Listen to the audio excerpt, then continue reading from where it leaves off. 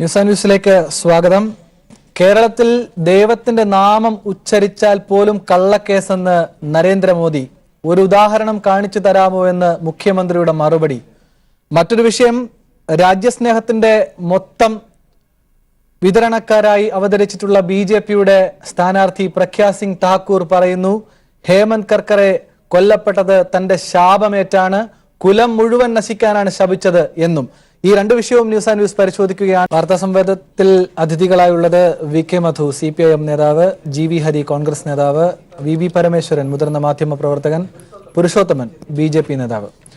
പുരുഷോത്തമൻ, ദൈവനാമം ഉച്ചരിക്കുന്നവർക്കെതിരെ കള്ളക്കേസെടുക്കുന്ന സംസ്ഥാനമാണ് കേരളം എന്ന് നരേന്ദ്രമോദി പറയുന്നത് ഇതാദ്യമല്ല.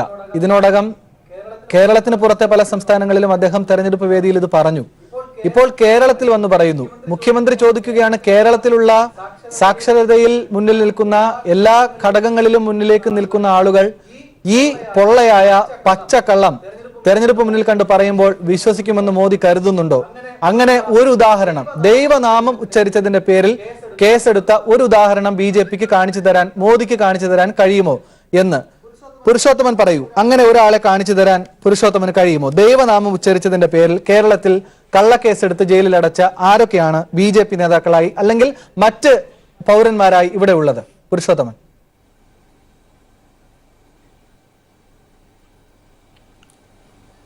ഈ കഴിഞ്ഞ ശബരിമല കർമ്മസമിതിയുടെ നേതൃത്വത്തിൽ നടന്ന നാമജപ യാത്രയിൽ എത്രയോ പേരെ, 30,000-ൽ പരം ആൾക്കാരെ അറസ്റ്റ് ജയിലിലാക്കിയിട്ടുണ്ട്. ഇവരെല്ലാവരും അക്രമം കാണിച്ചിട്ടാണ് ഇവരൊക്കെ ജയിലിൽ അടച്ചിട്ടുള്ളത്. പ്രിന്റ് മീഡിയയും വിഷ്വൽ മീഡിയയിലും മാത്രമല്ല, ഇപ്പം സോഷ്യൽ മീഡിയയിലും വളരെ ലൈവായിട്ട് നിൽക്കുന്നുണ്ട്. സോഷ്യൽ മീഡിയയിലെല്ലാം നമ്മൾ കണ്ടതാണ്. നിരായുധരായ നിരാലംബരായ സ്ത്രീജനങ്ങളെ അയ്യപ്പൻ്റെ നാമം ജപിച്ച് നാമജപം നടത്തിയവരെ ക്രൂരമായി ലാത്തി കൊണ്ടടിച്ച് തല പൊട്ടിച്ചിട്ട് വലിച്ചടയ്ക്കുന്നത് നമ്മൾ കണ്ടതാണ്. എന്നിട്ടാണോ അക്രമം നടത്തിയവരെ മാത്രമാണ് അറസ്റ്റ് ചെയ്തിട്ടുള്ളതെന്ന് പറയുന്നത്?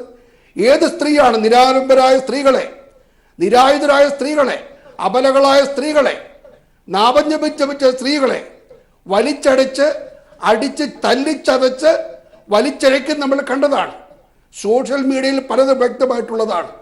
എന്നിട്ടാണോ നിരായുധരായിട്ടുള്ള അക്രമകാരികളെ, നിരായുധരായിട്ടുള്ള സ്ത്രീകളെ അടിച്ചിട്ട് ആണോ ആക്രമിച്ചവരെയാണ് ജയിലിൽ അടച്ചിട്ടുള്ളത്, അറസ്റ്റ് ചെയ്തിട്ടുള്ളത് മുഖ്യമന്ത്രി പറയുന്നത്? ഒരിക്കലുമല്ല. തികച്ചും ഈ 30,000-ഓളം പേരെ അറസ്റ്റ് ചെയ്തിട്ടുള്ളത് ഇവരെല്ലാം ഞാനൊന്ന് ചോദിച്ചോട്ടെ, 30,000 പേരും അക്രമം നടത്തിയിരുന്നെങ്കിൽ കേരളം ബാക്കിയുണ്ടാവുമായിരുന്നു?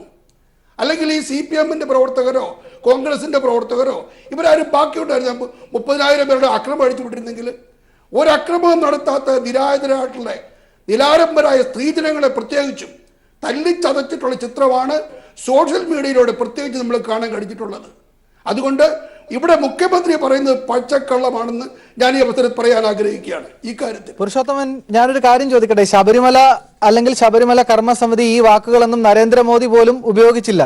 അദ്ദേഹം പറഞ്ഞത് കേരളത്തിൽ ദൈവനാമം പറയുന്നവർക്കെതിരെ കള്ളക്കേസെടുക്കുന്നു, ജയിലിൽ അടയ്ക്കുന്നു എന്നാണ്. ഏത് ദൈവത്തിന്റെ നാമമെന്നോ ഏത് ഘട്ടത്തിൽ പറഞ്ഞുവെന്നോ എന്തിനാണ് ഇങ്ങനെ ഇവരെയൊക്കെ പോലീസ് കള്ളക്കേസ് എടുത്തതെന്നോ ഒന്നുമല്ല, അതൊന്നും വ്യക്തമല്ല. പക്ഷേ ദൈവനാമം ഉച്ചരിക്കാൻ പാടില്ല, ഉച്ചരിച്ചാൽ കേരളത്തിൽ അകത്താണ് എന്നൊക്കെ ഇതുപോലൊരു സംസ്ഥാനത്ത് വന്ന് പറഞ്ഞിട്ട് പുരുഷോത്തമൻ സോഷ്യൽ മീഡിയയിൽ ചിത്രങ്ങൾ ഉണ്ടല്ലോ എന്നൊക്കെ ചോദിക്കുന്നത് അപമാനകരമാണ്. പുരുഷോത്തമൻ, താങ്കൾ ഇപ്പോൾ സൂചിപ്പിച്ചതുപോലെയാണെങ്കിൽ ഒരു അക്രമവും ഇതുമായി ബന്ധപ്പെട്ട് നടന്നിട്ടില്ലേ? ഞങ്ങൾക്കുൾപ്പെടെ പറയാൻ കഴിയുമല്ലോ. മാധ്യമ പ്രവർത്തകരെ അടക്കം തെരുവോരങ്ങളിൽ വ്യാപകമായി ആക്രമിക്കുന്ന സാഹചര്യം ഉണ്ടായി. കോൺഗ്രസിന് ഈ വിഷയവുമായി ബന്ധപ്പെട്ട് വ്യത്യസ്തമായ അഭിപ്രായം ഉണ്ടായിരുന്നല്ലോ. പക്ഷേ ഇങ്ങനെയാണോ ഈ വിഷയത്തെ കൈകാര്യം ചെയ്യേണ്ടിയിരുന്നത്? പരക്കെ അക്രമങ്ങൾ ഉണ്ടായില്ലേ? നിലയ്ക്കലിലും ശബരിമലയിലും അടക്കം. പിന്നെ കേരളം മൊത്തം വ്യാപിപ്പിക്കാൻ ശ്രമിച്ചില്ലേ? പലയിടങ്ങളിലും നാട്ടുകാർ സംഘടിച്ച് ഇവിടെ ഈ അക്രമം നടത്തേണ്ടതില്ല എന്ന് പറയുന്ന സാഹചര്യം വരെ ഉണ്ടായി. പിന്നെ ഈ തെരഞ്ഞെടുപ്പിൽ ഇതാണോ പുരുഷോത്തമൻ ഇങ്ങനെ നിരന്തരമായി ജനങ്ങളോട് സംവദിച്ചു കൊണ്ടിരിക്കേണ്ട ഒരേ ഒരു വിഷയം? എത്ര വിഷയങ്ങളുണ്ട് ഇവിടെ സാധാരണക്കാരന്റെ ജീവിതത്തിനെ സ്വാധീനിക്കുന്ന, അവന്റെ ജീവൽ പ്രശ്നങ്ങളുമായി ഇടപെടുന്ന വിഷയം? അതൊന്നും ഈ ജനാധിപത്യപരമായി ഉയർത്തിയെടുക്കാൻ BJPക്ക് ഇതിനോടകം കേരളത്തിൽ കഴിഞ്ഞിട്ടുണ്ടോ പുരുഷോത്തമൻ?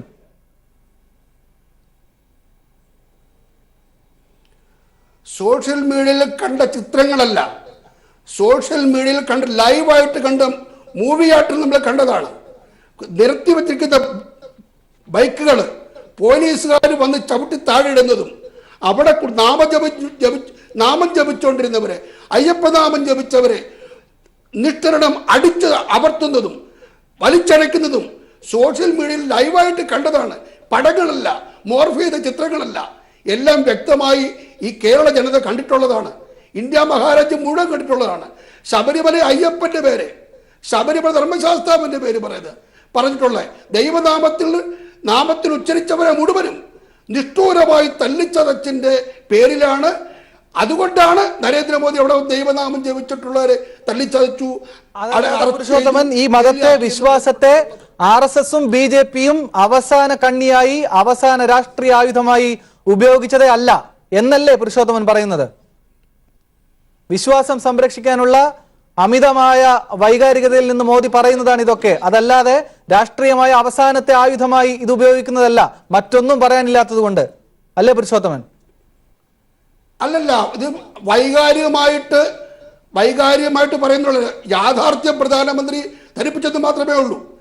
പ്രധാനമന്ത്രി അറിഞ്ഞിട്ടുള്ള യാഥാർത്ഥ്യം അത് കേരള ജനതയുടെ മുമ്പാകെ പ്രധാനമന്ത്രി നരേന്ദ്രമോദി വെച്ചു എന്ന് മാത്രം. ശ്രീ GV ഹരി, കോൺഗ്രസിന്റെ ഇക്കാര്യത്തിലുള്ള നിലപാട് എന്താണ്? ഞാനത് ചോദിക്കാൻ കാരണം കോൺഗ്രസിന് പല കാര്യങ്ങളിലും ഒരുപക്ഷെ LDF ഗവൺമെന്റ് ആണ്, നിങ്ങൾ പ്രതിപക്ഷത്താണ്, വ്യത്യാസമുണ്ടാവും, അഭിപ്രായ വ്യത്യാസങ്ങൾ ഉണ്ടാകും. പക്ഷെ ഇവിടെ വന്ന് നോക്കൂ, ഒരു പൊതുപരിപാടിയിൽ പറയുകയാണ് ദൈവനാമം ഉച്ചരിക്കുന്നവരെ കള്ളക്കേസ് എടുക്കുമെന്നൊക്കെ പറഞ്ഞാൽ അത് അടിയന്തരാവസ്ഥ കാലത്ത് പോലും കേൾക്കാൻ കഴിയാത്ത നിലയിൽ ഒരു പ്രധാനമന്ത്രി ഒരു സംസ്ഥാനത്ത്, അതും കേരളത്തിലാണ് ഇത് പറയുന്നത്. GV ഹരി, ആനന്ദ്, ഈ BJPക്കാര് എല്ലാവരുടെയും തലയിൽ കളിമണ്ണാണ് എന്നുള്ളൊരു ധാരണയോട് കൂടിയിട്ടാണ് കുറച്ച് ദിവസങ്ങളായി അവരുടെ ഈ രാഷ്ട്രീയ പ്രചരണമൊക്കെ നടത്തുന്നത്. കേരളത്തിൽ പ്രത്യേകിച്ചും നമുക്കാർക്കും ചിന്തിക്കാൻ കഴിയുന്നില്ല. ഞങ്ങളൊക്കെ ഈ അൾഷിമേഴ്സ് ബാധിച്ചിട്ടുള്ള ആളുകളാണ്, ഞങ്ങളൊക്കെ എല്ലാം പെട്ടെന്ന് മറന്നു പോകുമെന്നൊക്കെ ഉള്ളൊരു തോന്നൽ എവർക്കും ഉണ്ടെന്ന് തോന്നുന്നു. അതിൽ നിന്നാണ് ശ്രീ പുരുഷോത്തമനെ പോലുള്ള ആളുകൾ ഇങ്ങനെയുള്ള കാര്യങ്ങൾ പറയുന്നത്. ഇന്നലെ കേരളത്തിൽ വന്നിട്ടുള്ള പ്രധാനമന്ത്രിക്ക് അവരാരൊക്കെയോ അങ്ങനെയാണ് ഫീഡ് ചെയ്ത് കൊടുത്തിരിക്കുന്നത്. ഇപ്പം ഞാനൊരു കാര്യം പറയട്ടെ, എന്നെ സംബന്ധിച്ചിടത്തോളം, ഞങ്ങൾ പാർട്ടിയെ സംബന്ധിച്ചിടത്തോളം, പാർട്ടി അന്നും ഇന്നും എടുത്ത നിലപാടുകളിൽ നിന്ന് ഒരു തരത്തിലും പുറകോട്ട് പോയിട്ടില്ല.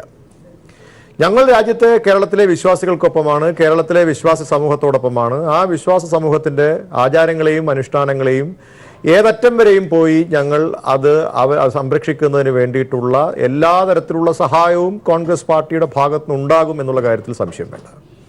പക്ഷേ ഇവിടെ BJPയെ സംബന്ധിച്ചിടത്തോളം, BJP ഈ കാര്യത്തിൽ അവർക്ക് 5 കൊല്ലം ഭരിച്ച ഒരു രാഷ്ട്രീയ പാർട്ടിക്ക് ഈ വിഷയമല്ലാതെ വേറെ ഒരു വിഷയം പോലും പറയാൻ കഴിയുന്നില്ല.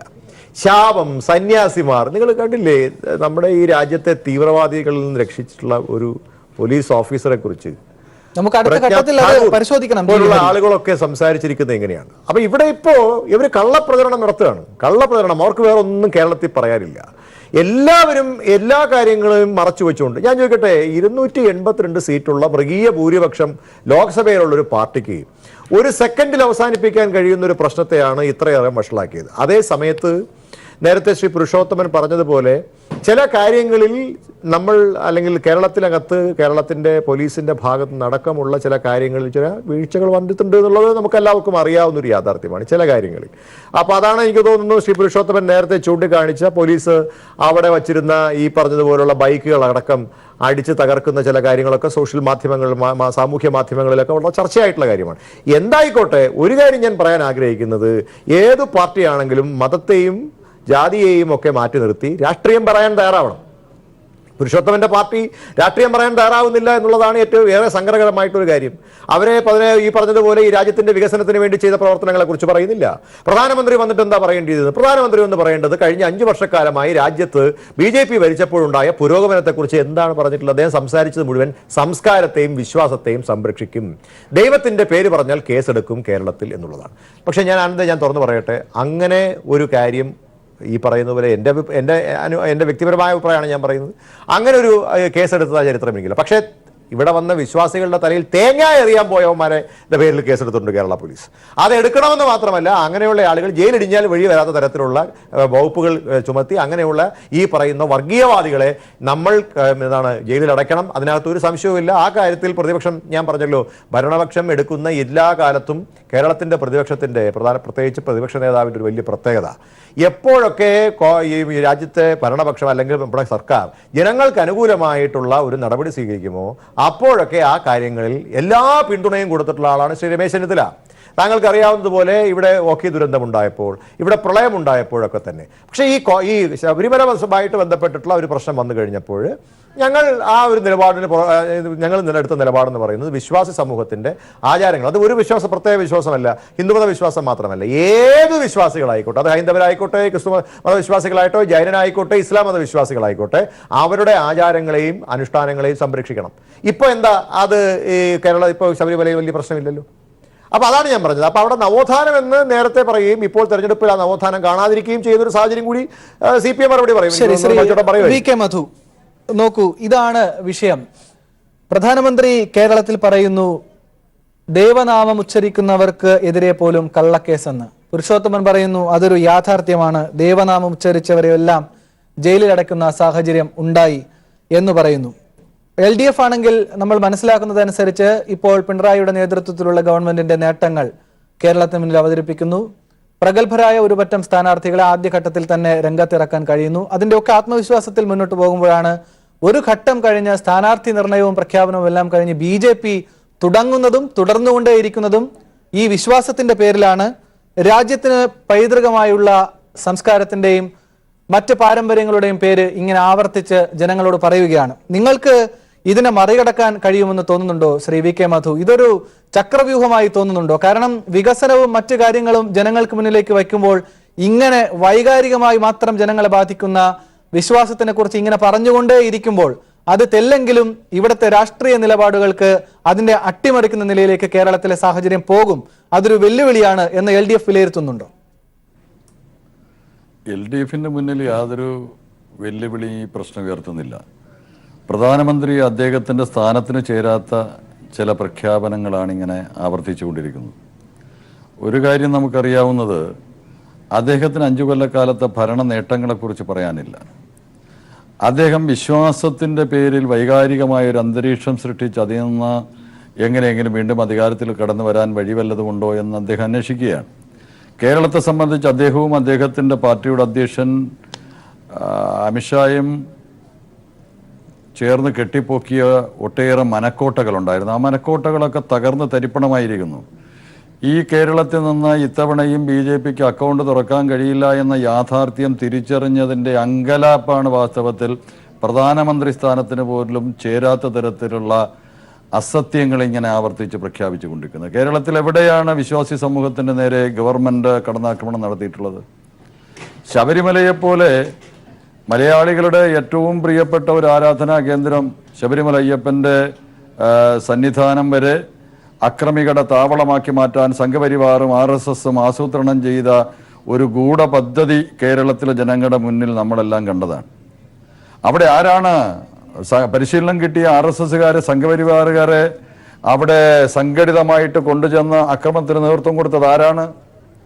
ആചാരങ്ങൾ ലംഘിച്ചുകൊണ്ട് അവിടെ പ്രകടനവും നാമജപവും അതുപോലെ തന്നെയുള്ള സംഘർഷവും സൃഷ്ടിക്കാൻ ശ്രമിച്ചത് ആരാണ്?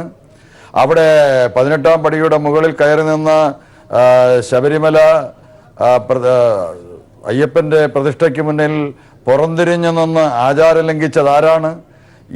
അവിടെ 50 വയസ്സ് കഴിഞ്ഞ വയോധികയായിട്ടുള്ള അമ്മയുടെ തലയിൽ തേങ്ങ കൊണ്ട് ഇടിച്ച് അവരെ കൊലപ്പെടുത്താൻ ശ്രമിച്ചത് ആരാണ്? നിലയ്ക്കൽ അക്രമത്വം ആസൂത്രണം ചെയ്ത ആരാണ്? കേരളത്തിലെമ്പാടും എന്തുമാത്രം RSSും സംഘപരിവാറും ചേർന്നിട്ടുള്ള ആക്രമണങ്ങളാണ് ആ ദിവസങ്ങളിൽ ഉണ്ടായത്. അതിനുശേഷം ശബരിമല ദർശനം നടന്നല്ലോ. അവിടെ നട തുറക്കുകയും വിശ്വാസികൾ ദർശനം നടത്തുകയും ചെയ്തല്ലോ. സംഘപരിവാറും RSSും അങ്ങോട്ട് പോയില്ല. ഒരു സംഘർഷം അവിടെ ഉണ്ടായില്ല, ഒരു പ്രശ്നം ഉണ്ടായില്ല. ശ്രീ പുരുഷോത്തമൻ ഏത് നാട്ടിലാണ് ജീവിക്കണമെന്ന് എനിക്കറിയില്ല. കേരളം വെള്ളരിക്കാപട്ടണമെന്നാണ് അദ്ദേഹം ധരിച്ചിരിക്കുന്നത്. 30,000 പേരുടെ പേരിൽ കേസെടുത്തു എന്നൊക്കെ അദ്ദേഹം കണ്ടുപിടിച്ചിരിക്കുകയാണ്. അദ്ദേഹം 30,000 പേരുടെ പേരിൽ നാമജപം നടത്തിയവരുടെ പേര് കേസെടുത്തു എന്നുള്ളതിന് ആധികാരികമായൊരു തെളിവ് അദ്ദേഹം ഹാജരാക്കണം. അക്രമികളായിട്ടുള്ളവർ, അത് സംഘപരിവാറുകാരും RSSകാരും ഉത്തരേന്ത്യയിൽ അഴിഞ്ഞാടുന്നത് പോലെ കേരളത്തിൽ അഴിഞ്ഞാടാൻ പറ്റില്ല. നിയമം കയ്യിലെടുക്കാൻ പറ്റില്ല. ഇവിടെ ഒരു ഗവൺമെന്റ് ഉണ്ട്, ഇവിടെ നിശ്ചയദാർഢ്യമുള്ള ഒരു ഗവൺമെന്റ് ഉണ്ട്, അക്രമികളെ നേരിടുന്നൊരു ഗവൺമെന്റ് ഉണ്ട്. നിയമം കയ്യിലെടുക്കാൻ ആരെയും അനുവദിക്കില്ല.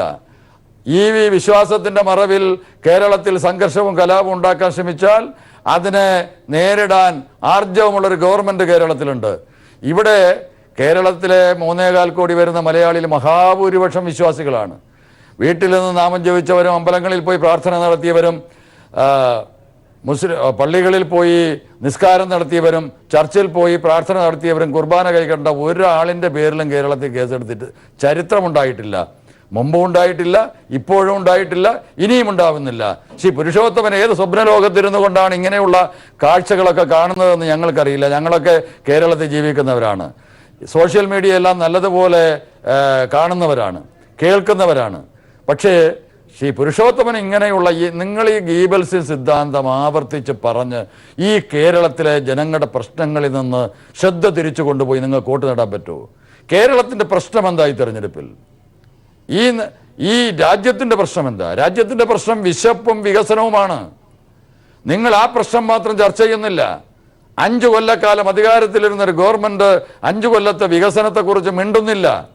ഈ രാജ്യത്ത് കോടാനുകൂടി വരുന്ന കൃഷിക്കാരും തൊഴിലാളികളും പട്ടിണിക്കാരായി തെരുവിലേക്ക് വലിച്ചെറിയപ്പെടുകയാണ്. നിങ്ങൾ ആ പ്രശ്നത്തെക്കുറിച്ച് ചർച്ച ചെയ്യുന്നില്ല. വ്യവസായശാലകൾ പൊതുമേഖലയിലുള്ളത് സ്വകാര്യവൽക്കരിക്കുകയാണ്, നിങ്ങൾ മിണ്ടുന്നില്ല.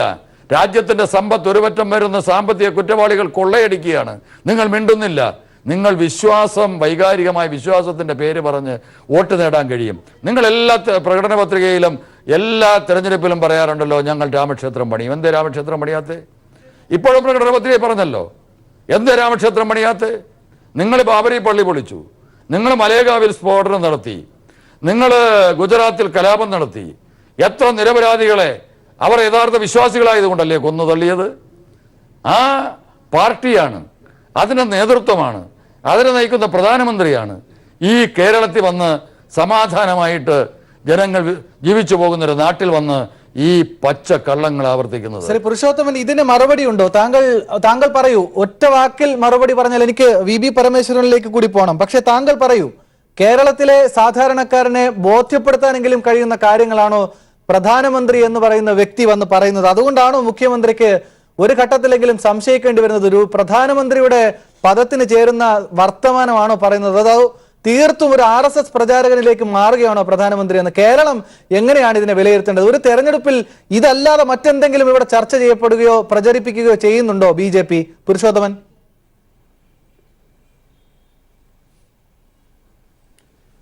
മോദി പറഞ്ഞത് വളരെ കറക്റ്റാണ്, സത്യമായ കാര്യമാണ് അദ്ദേഹം പറഞ്ഞത്. നമ്മളെല്ലാവരും നമ്മളിനി ചർച്ച ചെയ്തിട്ട് കാര്യമില്ലല്ലോ. ഇത് നമ്മുടെ സോഷ്യൽ മീഡിയയിലൂടെ ഒക്കെ കണ്ടതാണ്.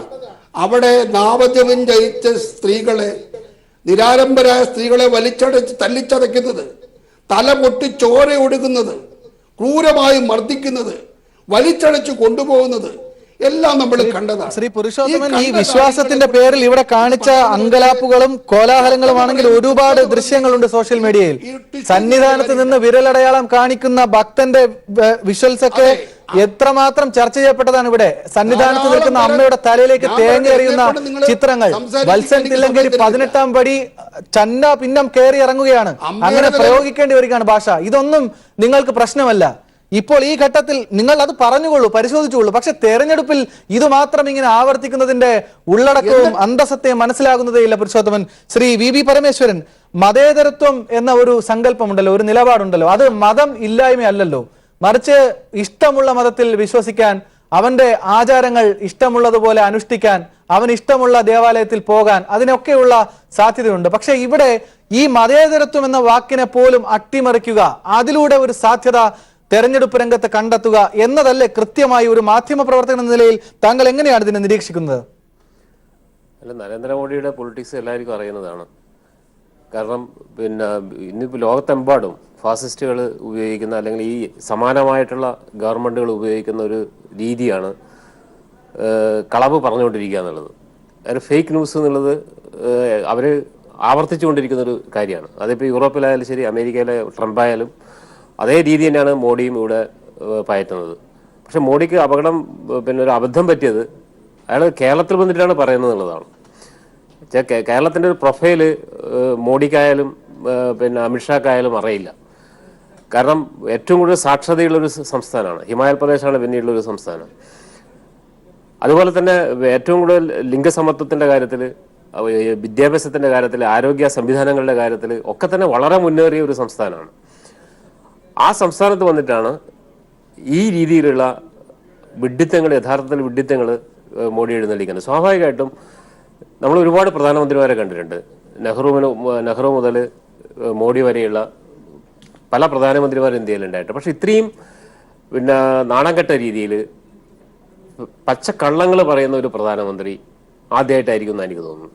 കാരണം കേരളത്തിലെ പോലുള്ളൊരു പ്രബുദ്ധമായിട്ടുള്ള സ്റ്റേറ്റിൽ വന്നിട്ട് ഈ രീതിയിലുള്ള പറഞ്ഞ ഒരു കാര്യങ്ങൾ മാത്രമല്ല, ഇന്ന് പിന്നെ പത്രങ്ങളിൽ വന്നിട്ടുള്ള പ്രസംഗങ്ങൾ വായിച്ചാൽ നമുക്ക് മനസ്സിലാകും അതിലെ ഓരോ കാര്യങ്ങളും കള്ളമാണ്.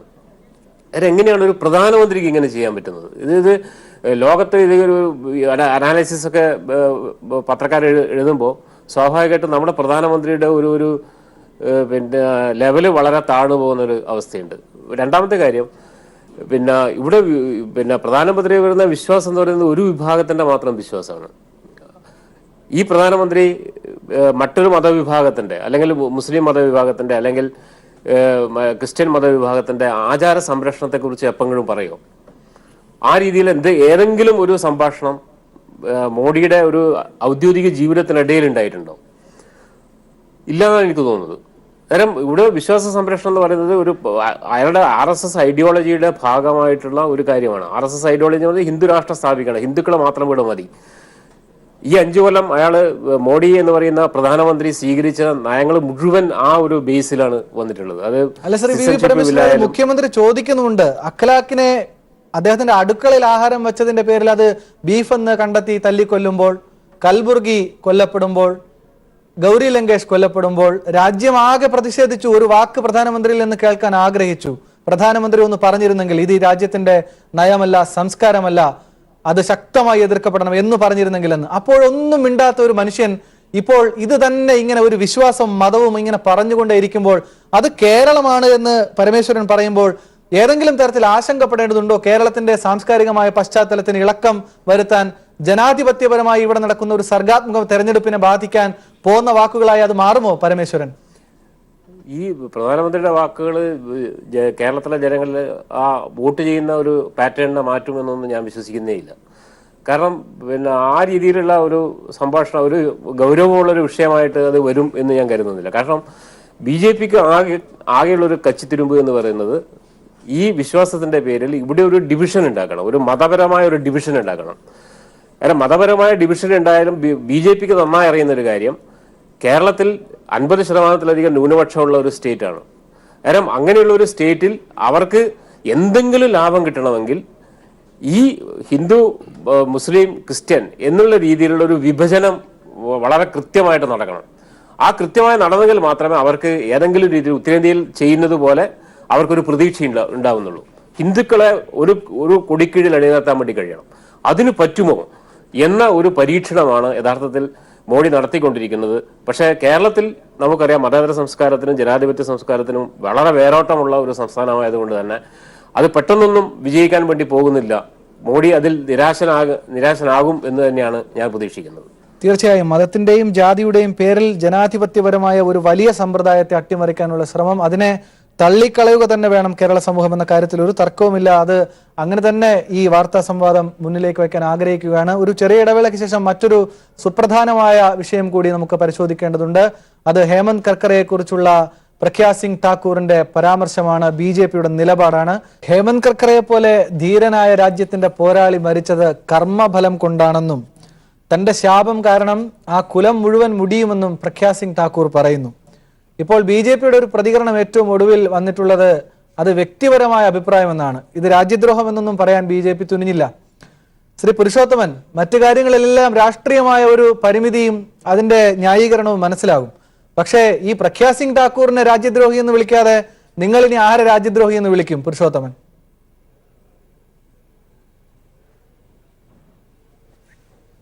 ഞാൻ മറുപടി പറയുന്നതിന് മുമ്പ് മതേതരത്വം പ്രസംഗിക്കുന്ന മുഖ്യമന്ത്രിയും കൂട്ടരും, ഇടതുപക്ഷം പ്രത്യേകിച്ചും, ഒരു കാര്യം മനസ്സിലാക്കണം. തിരുവനന്തപുരത്ത് ഈ അടുത്ത ഇടയിൽ 2 ദിവസം മുമ്പ് മുഖ്യമന്ത്രി പങ്കെടുത്ത ഒരു സമ്മേളനത്തിനടുത്ത് ഒരു ക്ഷേത്രത്തിൽ അവിടെ നാമജപം ചെയ്തുകൊണ്ടിരുന്ന സമയത്ത് അതിൻ്റെ മൈക്ക്, ആ ക്ഷേത്രത്തിൻ്റെ മൈക്ക് ഊരിയെടുക്കാനുള്ള ധൈര്യം മുഖ്യമന്ത്രി പാർട്ടിക്കാരും കാണിച്ചു. ഇതേ ധൈര്യം ഒരു മുസ്ലിം പള്ളിയിലോ ഒരു ക്രിസ്ത്യൻ പള്ളിയിലോ ഇതേ ഉച്ചഭാഷയുടെ ശബ്ദം വ്യൂചൂരാൻ ധൈര്യപ്പെടുമോ? ധൈര്യപ്പെടില്ല. താങ്കൾ പറഞ്ഞു വരുന്ന കാര്യം വളരെ വ്യക്തമാണ്. അതിന് സാക്ഷിയായ ഒരു ആൾ കൂടി നമ്മുടെ അതിഥിയായി ഉള്ളത് നന്നായി. പുരുഷോത്തമൻ, VK മധു ആ വേദിയിൽ ഉണ്ടായിരുന്ന ആളാണ്. അദ്ദേഹത്തിനോട് ചോദിക്കാം. എന്റെ അടുത്ത സുഹൃത്താണ് പരമേശ്വരൻ.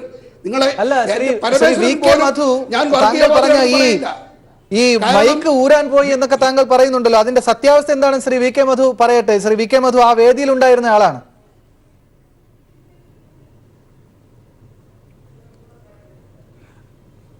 അല്ല, എനിക്കിത് കേട്ടിട്ട് യഥാർത്ഥത്തിൽ ഒരു തമാശയായിട്ട് തോന്നുകയാണ്. ഞാൻ നേരത്തെ ചോദിച്ചൊരു ചോദ്യം ആവർത്തിക്കുകയാണ്. ബഹുമാന്യ ശ്രീ പുരുഷോത്തമൻ, അദ്ദേഹം എവിടെയാണുള്ളത്? അദ്ദേഹം കേരളത്തിലാണോ? അദ്ദേഹം ഏത് ലോകത്താണ് ജീവിക്കുന്നത്? ഈ മുഖ്യമന്ത്രി പ്രസംഗിച്ച യോഗത്തിൽ ആദ്യാവസാനം ഉണ്ടായിരുന്ന ഒരാളാണ് ഞാൻ. അവിടെ ഉണ്ടായതെന്താ? അവിടെ കാട്ടാക്കടയിൽ ഈ മുഖ്യമന്ത്രി പ്രസംഗിക്കുന്ന സ്ഥലത്ത് നിന്ന് ഏകദേശം 600 മീറ്റർ അപ്പുറത്ത് ഒരു ചെറിയ മുടിപ്പുരയുണ്ട്. അവിടെ ഉത്സവം നടക്കുകയാണ്, ദിവസങ്ങളായിട്ട് ഉത്സവം നടക്കുകയാണ്. ക്ഷേത്രം കാട്ടാൽ ഭദ്രകാളി. അതെ, കാട്ടാൽ ഭദ്രകാളി ക്ഷേത്രം എന്ന് പറഞ്ഞാൽ അത് ഒരു മുടിപ്പുരയായിരുന്നു. അവിടെ അതെ, പഞ്ചായത്തിന്റെ സ്ഥലമാണ്. അത് സംബന്ധിച്ച കോടതി കേസ് ഇപ്പോൾ സുപ്രീം കോടതി നിൽക്കുകയാണ്. അത് കയ്യേറിയിട്ട് ഒരു ക്ഷേത്ര അന്തരീക്ഷമൊക്കെ അവിടെ ഉണ്ടാക്കിയിട്ടുണ്ട്. എന്തായാലും അവിടെ ഉത്സവം നടക്കുകയാണ്. ആ ഉത്സവം ഒരു വിഘ്നവും ഇല്ലാതെ നടന്നുകൊണ്ടിരിക്കുകയാണ്, ദിവസങ്ങളായി നടന്നുകൊണ്ടിരിക്കുകയാണ്. പക്ഷെ അവിടെ സംഭവിച്ചെന്താ? അവിടെ മുഖ്യമന്ത്രി വേദി വരിക, അവിടെ സ്വാഗത പ്രസംഗം നടക്കുന്നു, അതുപോലെ അധ്യക്ഷ പ്രസംഗം നടക്കുന്നു. ആദ്യം ശ്രീ നീലലോകദാസൻ നാടാർ പ്രസംഗം തുടങ്ങുന്നു, മുഖ്യമന്ത്രി വന്ന് പ്രസംഗം തുടങ്ങുന്നു. അപ്പോഴൊന്നും ശരണം വിളിയില്ല. രാവിലെ 10:30 മണിക്ക് ഭദ്രകാളി ക്ഷേത്രത്തിൽ ഏത് ആചാരമനുസരിച്ചാണ് അയ്യപ്പസ്വാമി കീർത്തനം ആലപിക്കുന്നത്? ഏത് ആചാരമാണ്, ഏത് വിശ്വാസമാണ് ഭദ്രകാളി ക്ഷേത്രത്തിൽ ശരണം വിളി, അയ്യപ്പന്റെ സ്തുതിഗീതങ്ങൾ വിളിക്കുന്നത്? ഏത് ആചാരമാണ്? ഭദ്രകാളി ക്ഷേത്രത്തിലാണോ പിന്നെ ശബരിമല അയ്യപ്പന്റെ കീർത്തനങ്ങൾ ആലപിക്കുന്നത്? അപ്പോൾ 10:30 മണിക്ക് കുറച്ച് RSSകാർ അവിടെ വന്നു. അവിടെ വെച്ചിരുന്ന ഓഫ് ചെയ്തിരുന്ന, അത് നേരത്തെ തന്നെ മൈക്ക് ഓർഡർ വാങ്ങിയിരുന്നു, മുഖ്യമന്ത്രിയുടെ യോഗത്തിന് വേണ്ടി അനുമതി വാങ്ങിയിരുന്നു. അതുപോലെ തന്നെ പോലീസുമായിട്ട് ധാരണ ഉണ്ടാക്കിയിരുന്നു, ഉത്സവ ഭാരവാഹികളുമായിട്ട് ധാരണ ഉണ്ടാക്കിയിരുന്നു. അത്തരത്തിൽ എന്തെങ്കിലും ഒരു അനിഷ്ട സംഭവം ഉണ്ടാകരുത് എന്ന മട്ടിൽ. പക്ഷേ ഏതാനും RSSകാർ വന്നു, ഉച്ചത്തിൽ റെക്കോർഡ് വെക്കാൻ തുടങ്ങി. മുഖ്യമന്ത്രിയുടെ വേദിക്ക് തൊട്ട് മുമ്പിൽ വളരെ ഉച്ചത്തിൽ ഒരു ബോക്സ്, ആ ബോക്സ് അങ്ങോട്ട് തിരിച്ചു വെച്ച് വളരെ ശക്തമായി പിന്നെ പാട്ടിട്ട് തുടങ്ങി. സ്വാഭാവികമായിട്ട് അവിടെ ഉണ്ടായിരുന്ന LDF, ഞാനാണ് ആദ്യം സ്റ്റേജിൽ നിന്ന് ഇറങ്ങിയത്. എൻ്റെ പിന്നാലെ കാട്ടാക്കട MLA ശ്രീ IB സതീഷ്, സി എവിടെ ഉണ്ടായിരുന്നു. ഞങ്ങൾ മൈക്ക് പെർമിഷനോട് കൂടിയാണ് നടത്തുന്നത്, മുഖ്യമന്ത്രിയുടെ പ്രോഗ്രാമാണ്, നിങ്ങൾ നിയമം നടപ്പിലാക്കണമെന്ന് അദ്ദേഹത്തോട് പറഞ്ഞു. അദ്ദേഹം നോക്കുമ്പോഴത്തേക്ക് അദ്ദേഹം ഈ അമ്പലത്തിലേക്ക് പോകുന്ന അവസരത്തിൽ അവിടെ നിന്ന ചില പ്രവർത്തകർ ആ പോസ്റ്റ്, ഇലക്ട്രിക് പോസ്റ്റിൽ വെച്ചിരുന്ന, ഇലക്ട്രിക് പോസ്റ്റിൽ തന്നെ ബോക്സ് വെക്കാൻ പാടില്ല, ആ പോസ്റ്റിന്റെ ആ വയർ കട്ട് ചെയ്തു. ബാക്കി അവിടെ ഒന്നും സംഭവിച്ചില്ല. ഉണ്ടെങ്കിൽ ഏതെങ്കിലും ദൃശ്യം ഇവിടെ പ്രദർശിപ്പിക്കട്ടെ. അങ്ങനെ എന്തെങ്കിലും അനിഷ്ട സംഭവം ഉണ്ടായതായിട്ട് ഒരു ദൃശ്യം ഇവിടെ കാണിക്കട്ടെ. പച്ചക്കള്ളമാണ് പറയുന്നത്. ശ്രീ പുരുഷോത്തമൻ, നമുക്ക് ആ വിഷയത്തിലേക്ക് ഇനിയും കടന്നു പോകണ്ട. അതിന്റെ യാഥാർത്ഥ്യം ഇങ്ങനെയാണ്. പറഞ്ഞു വന്നാൽ താങ്കളും കുടുങ്ങും. ഒരു ഭദ്രകാളി ക്ഷേത്രത്തിൽ ശരണം വിളിക്കേണ്ടതിന്റെ ആവശ്യകതയെ കുറിച്ച് പറയാൻ കഴിയില്ല പുരുഷോത്തമൻ. ഇനി എന്ത് ന്യായീകരണം ഉണ്ടെങ്കിലും ക്ഷേത്രത്തിലാണ് അയ്യപ്പനെ ശരണം വിളിക്കുന്നത്. താങ്കളാണ് ചോദ്യങ്ങൾക്ക് കൃത്യമായി മറുപടി പറയാത്തത്. നമ്മൾ ആ വിഷയം മാറ്റിവെച്ചതാണ്. താങ്കൾ പിന്നീട് അത് കൊണ്ടുവരികയാണ്. പ്രഖ്യാ സിംഗ് താക്കൂറിനെ കുറിച്ച് പറയൂ. പ്രഖ്യാ സിംഗ് താക്കൂറിനെ കുറിച്ച് പറയൂ പുരുഷോത്തമൻ. വ്യക്തിപരമായ അഭിപ്രായമെന്ന തണുത്ത പ്രതികരണം കൊണ്ട് BJP മാറ്റി നിർത്തിയ പ്രഖ്യാ സിംഗ് താക്കൂറിനെ കുറിച്ച് പറയൂ പുരുഷോത്തമൻ. എന്റെ ചോദ്യം എന്താണെന്ന് ചോദിച്ചു കഴിഞ്ഞാൽ, ഇതൊരു വാക്ക് വിളിക്കുന്ന സമയത്ത് BJPക്കാരാണെങ്കിലും കോൺഗ്രസ്സുകാരാണെങ്കിലും മാർക്സിസ്റ്റുകാരാണെങ്കിലും പ്രസംഗം നിർത്തും, വാക്ക് വിളിച്ച് കഴിയുന്നിടം വരെ. ശരി, അതേസമയം അത് ജനങ്ങൾ വിലയിരുത്തട്ടെ. ശബരിമല ഈ വി കെ മധു പറഞ്ഞതുപോലെ അവിടുത്തെ കാര്യങ്ങൾ ജനം കണ്ടതാണ്, പരിശോധിച്ചതാണ്. പിന്നെ ഈ കാട്ടാക്കടയെ കുറിച്ചാണെങ്കിൽ കാട്ടാൽ ഭദ്രകാളി ക്ഷേത്രത്തിന് ഒരു ചരിത്രമുണ്ട്, അതൊക്കെ നമുക്ക് പരിശോധിക്കാൻ സമയമില്ല, അത് മാറ്റി നിർത്തൂ പുരുഷോത്തമൻ. ഞാൻ പ്രഖ്യാ സിംഗ് ഠാക്കൂറിനെ കുറിച്ച് ചോദിക്കുന്നു. ഹേമന്ത് കർക്കറയെ പോലെ ധീരനായ ഒരു യോദ്ധാവ്, മഹാരാഷ്ട്രയുടെ ATS തലവനായിരുന്ന മനുഷ്യൻ, അയാൾ ഭീകരവിരുദ്ധ ഏറ്റുമുട്ടലിൽ കൊല്ലപ്പെടുന്നു. അയാളെ കുറിച്ച് പറയുകയാണ് പച്ചയ്ക്ക്, തെരഞ്ഞെടുപ്പ് പോലും നിൽക്കുന്നുവെന്ന് നോക്കുന്നില്ല, ഒരു രാജ്യത്തിനോട് പറയുകയാണ് അവർ. പ്രഖ്യാ സിംഗ് ഠാക്കൂർ തന്റെ ശാപം കൊണ്ട് 15ാമത്തെ ദിവസത്തിൽ മരിച്ചു. കുലം മുഴുവൻ മുടിയാനാണ് ശപിച്ചത്. പക്ഷെ അതും നടക്കാനാണ് സാധ്യത എന്ന് പറയുന്നു. പക്ഷെ BJP ഇപ്പോൾ വൈകി വന്ന പ്രതികരണം വളരെ തണുത്ത പ്രതികരണം, വ്യക്തിപരമായ അഭിപ്രായമാണ്, BJPയുടെ അഭിപ്രായമല്ല. BJPയുടെ അഭിപ്രായത്തിൽ അദ്ദേഹം ധീരനാണ്, രക്തസാക്ഷിയാണ് എന്ന് ഇങ്ങനെ പറഞ്ഞാൽ മതിയോ പുരുഷോത്തമൻ? ഒരിക്കലും ഒരു വർഗീയവാദിയല്ലല്ലോ ഈ പറയുന്ന പോലെ. ഞാൻ ആദ്യം ചോദിച്ച ചോദ്യം തന്നെ ഇത് ഉപകരണ ചോദ്യമാണ്, ഉത്തരമാണ്. ഞാൻ പറയുന്നത് ഇപ്പൊ ഈ മതേതരത്വവും വലിയ കാര്യങ്ങളൊക്കെ പോക്കിപ്പിടിച്ച് നടക്കുന്നവര് ഒരു പള്ളി, മുസ്ലിം പള്ളിയിലെയോ ഒരു ക്രിസ്ത്യൻ പള്ളിയിലെയോ പ്രഖ്യാ സിംഗ് ഠാക്കൂർ BJPയുടെ മധ്യപ്രദേശ് ഭോപ്പാലിലെ സ്ഥാനാർത്ഥിയാണ്. ഞാൻ അവരെ കുറിച്ചാണ് ചോദിച്ചത്. ഒരു വിഭാഗത്തിന് മാത്രമാണോ മതേതരത്വം? ശ്രീ പുരുഷോത്തമൻ, അതല്ലല്ലോ നമ്മളിപ്പോൾ സംസാരിക്കുന്നത്. പ്രഖ്യാ സിംഗ് ഠാക്കൂറിന്റെ പരാമർശത്തിനെ കുറിച്ച് ഒരു വാക്കുപോലും പറയുന്നില്ലല്ലോ പുരുഷോത്തമൻ. ഞാൻ പറഞ്ഞു വരുന്നതല്ലേ, പ്രഖ്യാ സിംഗ് ഠാക്കൂർ ഹിന്ദു വർഗീയത എന്ന് നിങ്ങൾ പറയാം. ഇവിടെ രാജ്യത്തിനെ മുടിക്കാൻ പോകുന്ന കാശ്മീരിലും ഞാൻ ആ വാക്ക് ഉപയോഗിച്ചിട്ടില്ല. താങ്കൾ അത് ബോധപൂർവം പറഞ്ഞെങ്കിൽ അതും ശരിയാണ്. അവർ കടുത്ത വർഗീയവാദി തന്നെയാണ്. അടുത്ത ഒരു തലമുറ എങ്ങനെ തീവ്രമായി വർഗീയ നേതൃത്വം RSSന്റെയും BJPയുടെയും ഏറ്റെടുക്കും എന്നതിന്റെ ഏറ്റവും സുപരിചിതമായ മുഖം അത് ഞാൻ ഉപയോഗിച്ചതേ ഇല്ല. ഞാൻ ഹേമന്ത് കർക്കറയെ കുറിച്ച് മാത്രമേ ചോദിച്ചുള്ളൂ. അദ്ദേഹം എങ്ങനെ ഇവരുടെ ശാപമേറ്റു മരിക്കുന്ന വ്യക്തിയാകും? അത് ആനന്ദൻ നിങ്ങളുടെ അഭിപ്രായമാണ്.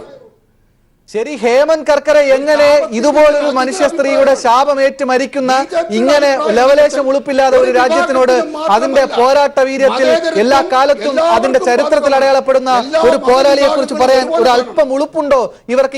ഇങ്ങനെയാണോ BJP ഇതിനോട് പ്രതികരിക്കേണ്ടത്? രാജ്യസ്നേഹമല്ലേ നിങ്ങൾ എപ്പോഴും പറഞ്ഞുകൊണ്ടിരിക്കുന്നത്?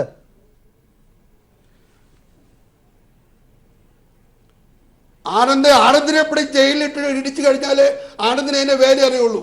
കോട്ടയം ഭാഗത്തോട്ട് ഒരു ചൊല്ലിട്ട് മുട്ടയിടുന്ന കോടിക്ക് തുത്തിന്റെ പേര് അറിയുള്ളൂ. ഞാൻ നാടന്റെ പേര് പറയാണ്. അവരെ ഇടിച്ചതും ഒക്കെ അവർക്ക് അതിന്റെ വേദന അവർക്കേ അറിയുള്ളൂ. എനിക്കോ നിങ്ങൾക്കോ പരമേശ്വരനും അറിയില്ല. ആ വേദന കൊണ്ട് മലേഗാവിൽ സ്ഫോടനം നടത്തി ഹേമന്ത് കർക്കറെ അന്വേഷിച്ചു. ഇവർക്ക് വ്യക്തമായ പങ്കുണ്ടെന്ന് കണ്ടെത്തി പിടിച്ചകത്താക്കി. ഇപ്പോൾ ജാമ്യത്തിന് പുറത്തിറങ്ങി നിൽക്കുകയാണ്. അപ്പോൾ സ്ഥാനാർത്ഥിയുമാണ് BJPയുടെ. ഒരു എളുപ്പമില്ലാതെ പറയുകയാണ് ഈ ഹേമന്ത് കർക്കറയെ പോലെ ഒരു ധീരനായ മനുഷ്യനെ കുറിച്ച്. BJP ആകട്ടെ രാജ്യസ്നേഹമല്ലാതെ മറ്റൊന്നും പറയാനുമില്ലാത്ത പാർട്ടിയും. ആ പാർട്ടി പറയുന്നത് ഒരു വ്യക്തിപരമായ അഭിപ്രായമാണ്, BJPയുടെ അഭിപ്രായമല്ല എന്ന്. വളരെ സുഖകരമായ ഒരു പ്രതികരണം. ഈ മലേഗാവ് സംഭവം നമുക്ക് 2006ലും 2008ലും 2 തവണ സ്ഫോടനം ഉണ്ടായിട്ടുള്ള സ്ഥലമാണ്. അതിൽ 2008ലെ കേസുമായി ബന്ധപ്പെട്ടിട്ടാണ് പ്രഖ്യാ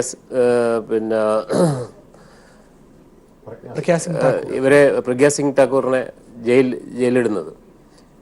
അതിൽ പ്രധാനപ്പെട്ട വിഷയം ഇതാണ്. പ്രഖ്യാ സിംഗ് ഠാക്കൂർ വളരെ മുമ്പേ തന്നെ ഹിന്ദു ഫണ്ടമെന്റലിസ്റ്റ് ഓർഗനൈസേഷനുമായി ബന്ധപ്പെട്ടിട്ട് പ്രവർത്തിക്കുന്ന ഒരു വ്യക്തിയാണ്. അവർ ചെറുപ്പത്തിൽ തന്നെ, പഠിക്കുന്ന കാലത്ത് തന്നെ അവരുടെ അച്ഛൻ വളരെ പ്രധാനപ്പെട്ട ഒരു RSS നേതാവായിരുന്നു. അങ്ങനെയുള്ളൊരു പാരമ്പര്യത്തിൽ നിന്ന് വരുന്നൊരു കുട്ടിയാണ്. അവരെ ആദ്യം അറസ്റ്റ് ചെയ്യുന്നത് ഈ കോൺഗ്രസ് ഗവൺമെന്റോ അല്ലെങ്കിൽ മറ്റേതെങ്കിലും ഗവൺമെന്റോ അല്ല, BJP ഗവൺമെന്റ് തന്നെയാണ്. ശിവരാജ് സിംഗ് ചൗഹാന്റെ ഗവൺമെന്റാണ് യഥാർത്ഥത്തിൽ ഇവർ അറസ്റ്റ് ചെയ്യുന്നത്. അറസ്റ്റ് ചെയ്യാനുള്ള കാരണം എന്താണ്? അറസ്റ്റ് ചെയ്യാനുള്ള പ്രധാനപ്പെട്ട കാരണം അവരുടെ കൂട്ടത്തിൽ ഉണ്ടായിരുന്ന ഒരാളുടെ വധവുമായി ബന്ധപ്പെട്ടിട്ടാണ്. അവരെ അവരുടെ കൂടെ പ്രവർത്തിച്ച ഒരു വ്യക്തിയുടെ മരണവുമായി ബന്ധപ്പെട്ടിട്ടാണ് ഇവരെ ആദ്യം അറസ്റ്റ് ചെയ്യുന്നത്. ആ അറസ്റ്റ് ചെയ്യുന്നത് ശിവരാജ് സിംഗ് ചൗഹാന്റെ ഗവൺമെന്റാണ്, ഒരു കോൺഗ്രസ് ഗവൺമെന്റോ അല്ലെങ്കിൽ മാർക്സിസ്റ്റ് ഗവൺമെന്റോ ഒന്നുമല്ല. അങ്ങനെയുള്ളൊരു പാരമ്പര്യമുള്ളവരാണ് അവർ. അതിനുശേഷമാണ് മറ്റേ മലേഗാവ് കേസ് വരുന്നത്. ആ മലേഗാവ് കേസിൽ അവർ ഉൾപ്പെടുന്നത്. ആ മേഖലയിൽ, അതായത് ഇൻഡോർ അതേപോലെ തന്നെ ഭോപ്പാൽ, ഈ മേഖലയിൽ പല ഘട്ടങ്ങളിലും അവർ യോഗം ചേരുകയും ഇങ്ങനെ വളരെ പ്രധാനപ്പെട്ട ആസൂത്രിതമായൊരു പദ്ധതി പിന്നെ കേണൽ പുരോഹിതും അതുപോലെ തന്നെ പിന്നെ അങ്ങനെയുള്ള കുറേ ആളുകളുമായി ചേർന്നിട്ടുള്ള ഒരു പിന്നെ എന്താ പറയണ്ടത് ശ്രമത്തിന്റെ ഭാഗമായിട്ടാണ് യഥാർത്ഥത്തിൽ ഇവർ ഈ പരിപാടികളൊക്കെ നടത്തുന്നത്, ഈ മലേഗാവ് സ്ഫോടനം നടത്തുന്നത്. ആ സ്ഫോടനത്തിൽ 6 പേര് കൊല്ലപ്പെടുകയും അതുപോലെ തന്നെ 100ഓളം പേർക്ക് പരിക്കേൽക്കുകയൊക്കെ ചെയ്തു. അതിന്റെ പേരിലാണ് അവർ അറസ്റ്റ് ചെയ്യപ്പെടുന്നത്. കാരണം ഇവര് വളരെ പ്രധാനമായിട്ടും പിന്നെ ഭീകരവാദ സംഘടനയുടെ പ്രവർത്തനത്തിനെ പോലെ തന്നെ പ്രവർത്തിച്ചൊരു വിഭാഗമാണ്. കാരണം അവരെ പിന്നെ ഒരു ഭീകരവാദ പ്രവർത്തനമാണ് യഥാർത്ഥത്തിൽ അവർ നടത്തിയത്. കാരണം ഈ പ്രഗ്യാ സിംഗ് താക്കൂർ അതിന്റെ പേരിലാണ് ജയിലിലാവുന്നതും 2017 ജയിലിലാവുന്നത് അതിന്റെ പേരിലാണ്. കാരണം അവരിപ്പോൾ ജാമ്യത്തിൽ ഇറങ്ങിയിരിക്കുകയാണ്. അവര് കേസൊന്നും അവസാനിച്ചിട്ടില്ല. ജാമ്യത്തിൽ ഇറങ്ങിയിരിക്കുന്ന ഘട്ടത്തിലാണ് ഇങ്ങനെയുള്ള വിവാദ പ്രസ്താവനയുമായിട്ട് രംഗത്ത് വന്നിട്ടുള്ളത്. കാരണം സ്വാഭാവികമായിട്ടും ഇവർ പിന്നെ ഹിന്ദു ഫണ്ടമെന്റലിസ്റ്റ് ഓർഗനൈസേഷനുമായി ബന്ധപ്പെട്ട എല്ലാവർക്കും എന്തും ആവാം, മറ്റുള്ളവർക്കൊന്നും പറയാൻ പാടില്ല എന്ന രീതിയിലേക്കുള്ള കാര്യങ്ങളാണ് വന്നുകൊണ്ടിരിക്കുന്നത്. ഒരു ഇടവേള കൂടി ഈ ഘട്ടത്തിൽ അനിവാര്യമാണ്. ഏതായാലും പ്രഗ്യാ സിംഗ് ഠാക്കൂറിനെ പോലെയുള്ള ഒരു പുതിയ തലമുറയെ വച്ചുകൊണ്ടാണോ രാജ്യത്തിന് മുന്നിൽ മോദിയും അമിത്ഷായും ഇനി തെരഞ്ഞെടുപ്പിനെ അഭിമുഖീകരിക്കാൻ പോകുന്നത് എന്ന പരിശോധന കൂടിയുണ്ട്. അവരുടെ സ്ഥാനാർത്ഥിത്വം അടിയന്തരമായി ഒരു പക്ഷേ റദ്ദ് ചെയ്യേണ്ടതാണ്. കാരണം അത്രയും തരംതാണ പ്രസ്താവനയാണ് അവരുടെ ഭാഗത്തു നിന്നുണ്ടായത്.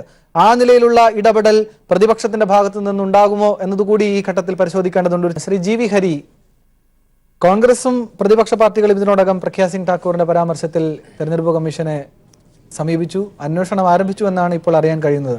പക്ഷേ ഇതുപോലൊരു സ്ഥാനാർത്ഥിത്വമെങ്കിലും റദ്ദാക്കാതെ തെരഞ്ഞെടുപ്പ് കമ്മീഷന് ഈ വലിയ തെരഞ്ഞെടുപ്പ് സംവിധാനം ജനാധിപത്യ ക്രമത്തിന് മുന്നോട്ട് കൊണ്ടുപോകാനാകുമോ?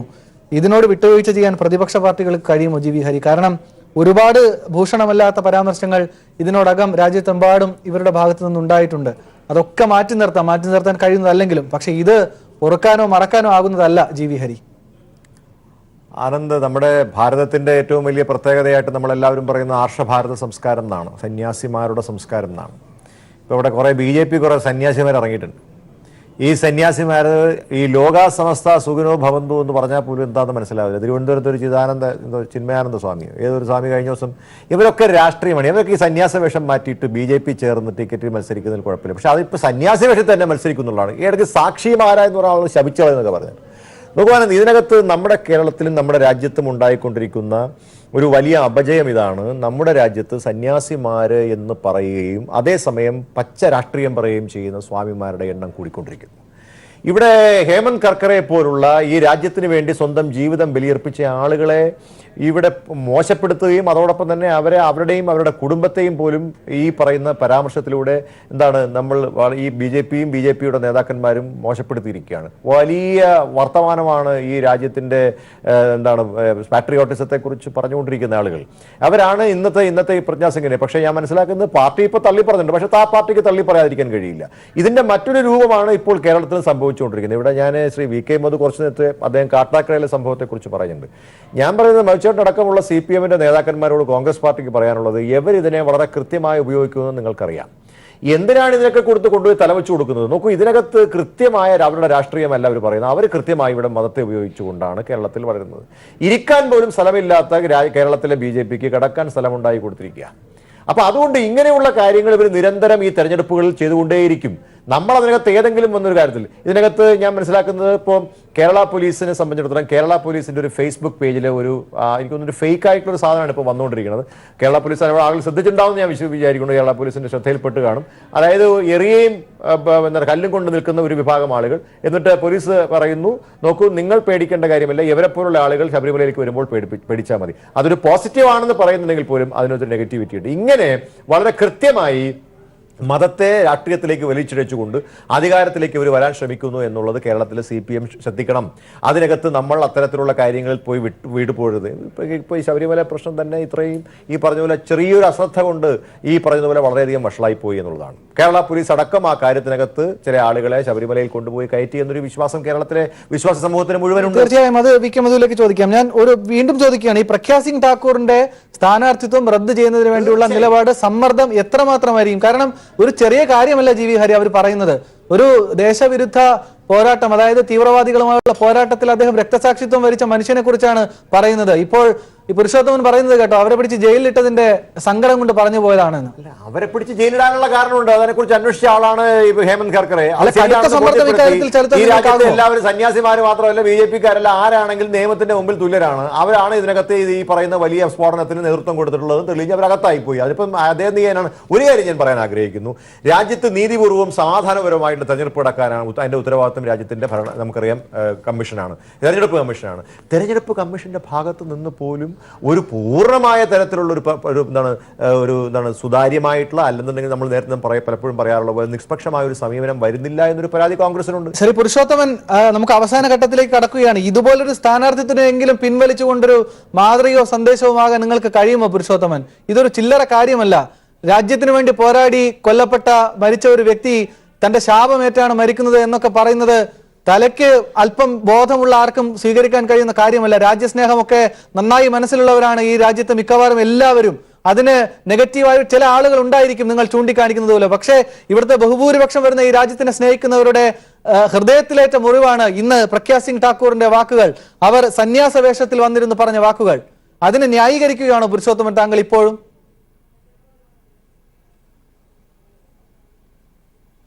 അടിസ്ഥാനരഹിതമായ ആരോപണങ്ങൾ ഉന്നയിച്ചുകൊണ്ട് ജയിലിലിട്ട് പീഡിപ്പിച്ചിട്ടുള്ളതാണ് പ്രഗ്യാ സിംഗ് ഠാക്കൂറിനെ. അവരുടെ വേണ്ടെന്ന് വെക്കുകയാണെങ്കിൽ ആദ്യം ഇടതുപക്ഷം ചെയ്യേണ്ടത് വടകരയിലെ പി ജയരാജന്റെ സ്വാതന്ത്ര്യം പിൻവലിക്കണം. ജയരാജനെ പിൻവലിക്കണം ആദ്യം. അതിനുശേഷം മതി പ്രഗ്യാ സിംഗ് ഠാക്കൂറിന്. കാരണം തുല്യമായ ആരോപണത്തിന് വിധേയനായിട്ടുള്ള ആളാണ് പി ജയരാജൻ.